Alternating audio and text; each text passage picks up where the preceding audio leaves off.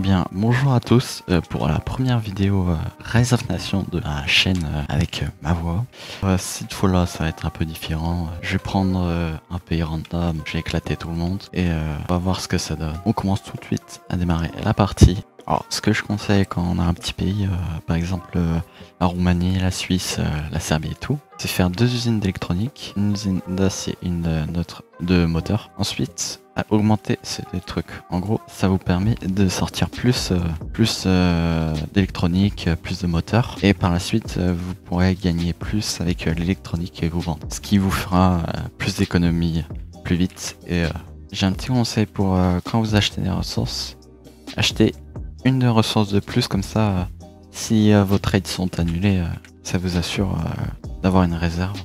Donc là, j'ai déjà une économie de 4 millions avec de l'électronique, et ce qui est déjà quand même beaucoup en début de partie. Ah oui, j'ai un petit conseil, c'est que si vous avez un petit pays et que vous avez un carré, faut faire le plus de tanks et pas faire d'infanterie comme fait Call of Duty, parce que votre manpower descend très vite, et que quand on a un tout petit pays, on n'a pas beaucoup de manpower, même avec les grands pays, il descend vraiment vite, et en plus les tanks, c'est mieux. J'ai un petit tips aussi, quand vous négociez usine paix, au lieu de cliquer comme ça, comme à déglinguer votre souris, vous pouvez faire juste clic droit pour que ça mette maximum. Et comme ça, en quelques clics, à noter que quand vous faites des trades et que vous avez une économie low par exemple, hein, et que là j'ai 3 millions, je gagne 3 millions grâce aux échanges, en fait les lois économiques se basent uniquement sur vos taxes. Du coup là j'ai mis mon gouvernement à fond.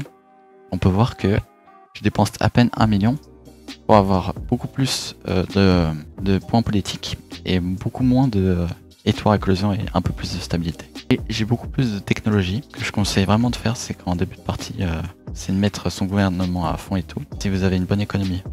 Surtout, faut savoir que dans cette région-là des Balkans, il y a beaucoup de montagnes. Alors ce que je conseille de faire, c'est que quand vous faites une guerre, faites surtout pas autocapture parce que sinon ça va prendre 1000 ans. Donnez des ordres à la main, c'est vraiment pas difficile et ça fait rien. Vous faites comme ça, la guerre elle dure beaucoup moins de temps et vous pouvez finir prendre tous les Balkans très tôt. Par exemple, si à un moment il n'y a plus de tungstène à vendre dans le market là, vous pouvez faire une chose, par exemple il y en a deux à l'Afrique du Sud, mais vous pouvez mettre en débit à un pays pour qu'il annule tous ses trades, et comme ça reset ses trades et vous pouvez les prendre à l'autre personne. Par exemple, pour le cas Taghistan, il les a vendus à l'Arabie Saoudite, son tungstène. Ah, on peut voir que l'Italie va essayer de m'attaquer. On peut voir qu'elle va essayer de me déglinguer. Alors, moi ce que je fais souvent, c'est que comme idéologie, mais nationaliste, comme ça, votre armée elle coûte moins cher, vous avez plus de stabilité et vous avez plus de manpower. Donc c'est vraiment un truc fait pour la guerre, mais si vous avez pas trop de guerre et que vous avez envie de vous reconstruire, mettez-vous plus socialiste, ça a plus d'avantages. Surtout que vos usines verront beaucoup plus. Du coup là, normalement, je peux faire un union, voilà, tac. Bon, c'est toujours bordel en Europe, mais c'est normal.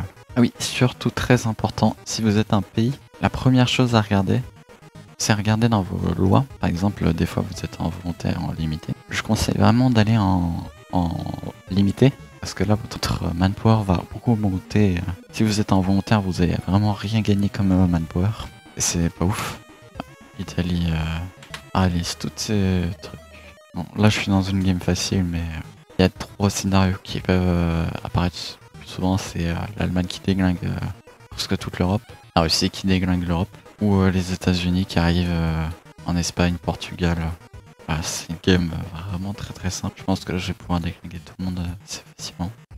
Puis style dans Rise of Nation, c'est pas la même chose que je fais i4. Faudrait qu'il rajoute un vrai moyen de... Parce que là si tu prends n'importe quoi, l'Egypte qui a Izmir à la moitié. Ah, et faire... Mais voilà, c'est quoi ça? Pourquoi il y a une ville en Ukraine ici? Après, au bout d'un moment, il faut pas oublier de désactiver vos lois.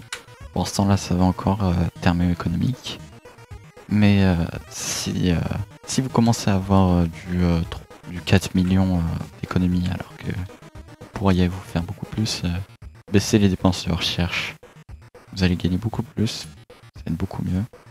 Le Canada, ouais. Il s'est fait rouler dessus par les États-Unis. Si j'ai envie, on va les déglinguer là. Vous pouvez faire un sous-marin, c'est cool en vrai. Il se fait pas repérer. On fait. Je vous conseille vraiment de vous focus sur un ennemi. Vous pouvez aussi faire des avions, ça c'est une bonne stratégie. Mais je vous conseille vraiment de faire un truc quand vous envahissez un pays. Vous spammez les tanks et tout. Et vous allez focus directement ces usines. En fait, c'est le nerf de la guerre, c'est comme ça qu'il a de l'argent. Et s'il a plus d'argent, bah il peut plus faire de tanks. Et s'il peut pas faire de tanks, il a perdu.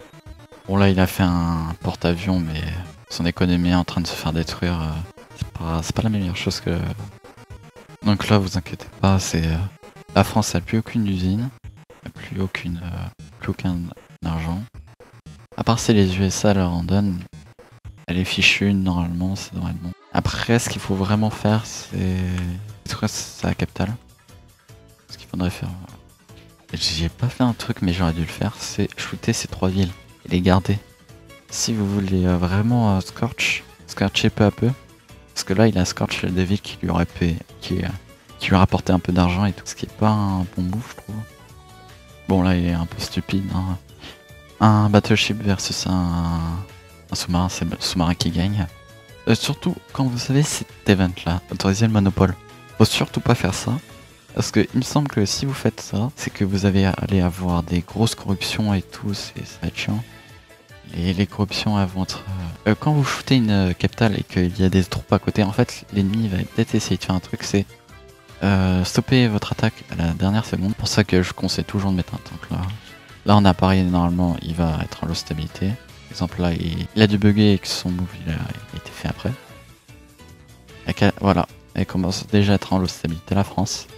Donc là c'est qu'une question de temps, hein. Elle va peu à peu mourir.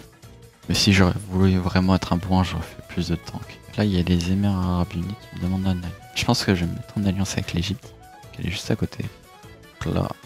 peut voir qu'elle essaye de survivre coûte que coûte. Moi ce que j'aime bien faire dans les games c'est faire un traité. Donc là on fait là du vieille France. Voilà, du coup là on a fait une France qui ressemble vraiment à rien. Vous pouvez aller m'insulter dans les commentaires, voilà. Mais c'est drôle, je trouve. J'aurais peut-être dû prendre la Bretagne, mais bon, ouais, voilà. Donc prochaine cible, hein, l'Angleterre vu qu'elle m'a justifié la guerre. Pas oublier de justifier, par exemple là elle est en guerre avec la Russie, si je vais en Russie je vais libérer son territoire, c'est pour ça qu'il faut déclarer la guerre aussi à la Russie. Donc niveau classement, je suis 5ème. Le fascisme, par exemple là, mon entretien militaire, si j'aurais été normal ça m'aurait coûté 25 fois plus. Là le fascisme ça réduit de moins 60%, du coup c'est énorme là, ça va me coûter 3 millions peut-être mon militaire. C'est pour ça que faire des battleships, faire des porte-avions en étant fasciste, c'est un truc de fou. Ah, l'Angleterre voudra peut-être m'attaquer là. Bon, on a 20 000 tanks à l'arrière. Donc là, tac, tac, elle croit m'avoir. Bon là il y a les montagnes, normalement ça devrait aller. Donc là elle est en train de paniquer, hein, bien sûr. C'est un truc. On peut faire de l'artillerie pour la pigonner. Comme ça elle est bloquée. Bon, on peut voir qu'elle avait des sous-marins du coup. Ce qui m'a détruit totalement une bonne partie de mes tanks. Pas tout, hein, bien sûr. Alors moi, ce que je fais, c'est cette loi, en vrai, vous avez encore moins d'impôts à payer à vos hommes. Vous gagnez plus de manpower. Donc là, ce qui fait que je paye que 6 millions pour 15 000 tanks. Ce qui est en vrai énorme, c'est... On peut voir que l'Angleterre hésite. Vu qu'elle a masse attaqueurs, ouais, c'est ça. Je vais faire des combattants, comme ça je vais détruire tous ces attaqueurs. Je désactive toujours le renfort, comme ça il n'y a pas de renfort qui arrive. Et que je garde ma manpower. Voilà, du coup là, sa première indépendance. Mais les joueurs sur Age of Nations, ils veulent jamais signer un de mes traités. Hein. Je me demande bien pourquoi. Chaque fois, je leur demande rien de plus que la moitié de leur territoire. Je trouve pas ça si méchant que ça. Donc, quand les tanks ils ont plus de vie comme ça, ça veut dire qu'ils sont en oil storage. Ça veut dire qu'ils ont plus d'oil, ça. Et c'est vraiment pas ouf. Parce que c'est vraiment abusé, je trouve, l'oil storage. C'est... Et je crois que j'avais fait le test. L'oil storage sur les destroyers battleship. Tous les trucs qui sont dans l'eau en gros, les bateaux, et bah, ils se prennent rien quand ils sont en all storage. Bon, bah, sur sur la victoire de l'Angleterre et que tous les vrais joueurs sont partis, je vous dis de vous abonner, lâcher un like et bah, sur ce, c'est la fin de cette vidéo.